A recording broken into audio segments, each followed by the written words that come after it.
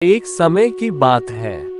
श्री कृष्ण ने गोपियों को अपने साथ गोधूली वेला में भ्रमण के लिए बुलाया। रासलीला का समय आया था, लेकिन गोपियां अलग अलग दिशा में भटक रही थीं। श्री कृष्ण ने उनसे कहा, आप सभी एक साथ चलें, अकेला चलना सीखो। गोपियां उसके साथ चलने लगीं, परंतु उन्हें लगा कि वे अकेले ही चल रहे हैं, क्योंकि उनका साथी उनकी प्रतिभा और प्यार से संबंधित था। श्री कृष्ण ने उन्हें समझाया कि अकेला चलना अच्छा होता है, क्योंकि इससे आत्मा का साक्षात्कार होता है। उन्होंने गोपियों को योग के माध्यम से आत्मा के साथ एकता की ओर प्रवृत्त करने की सीख दी। गोपियां ने उसकी बातों को माना और अकेला चलने का सार्थकता समझा। श्री कृष्ण की बातों से प्रेरित होकर गोपियां ने आत्मसमर्पण और आत्मनिरीक्षण में लग जाने का निर्णय किया। उन्होंने योग और ध्यान का अभ्यास करना शुरू किया ताकि वे अपने आत्मा की गहराइयों में जा सकें। गोपियां ध्यान के माध्यम से अपने मन को शांति में लेकर सभी चिंताओं और मोह को दूर करने का प्रयास करने लगीं।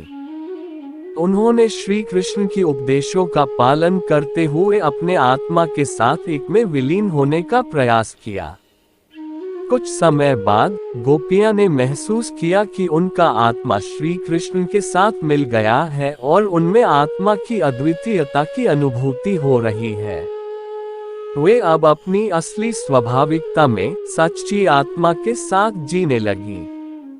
इस कहानी से हमें ये सीखने को मिलता है कि जीवन में आत्मनिरीक्षण और आत्मसमर्पण से ही सच्चा आत्मा का साक्षात्कार हो सकता है, और इससे हम अपने जीवन को महत्वपूर्णता और आनंद से भर सकते हैं।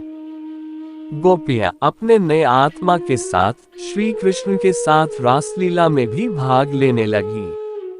लेकिन इस बार वे नहीं भटक रही थीं, बल्कि वे अब अपने आत्मा के साथ एकरूप होकर रास का आनंद ले रही थीं। उन्होंने श्री कृष्ण के साथ नृत्य करते हुए आत्मा के अद्वितीयता में भक्ति भाव से भरा हुआ अनुभव किया। इस प्रकार गोपियां ने अपने जीवन को आत्मा के साथ मिलाकर अद्वितीय अनुभूति में परिणामित किया। उन्होंने देखा कि आत्मा सभी में एक है, और यह सच्चा समर्पण और एकाग्रता से ही प्राप्त हो सकता है।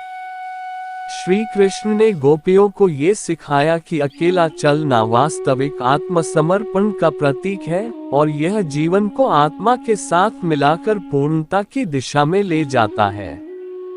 इस कहानी से हमें ये सीखने को मिलता है कि जीवन में सच्चे आनंद और सुख का स्रोत आत्मा में है, और हमें अपने आत्मा के साथ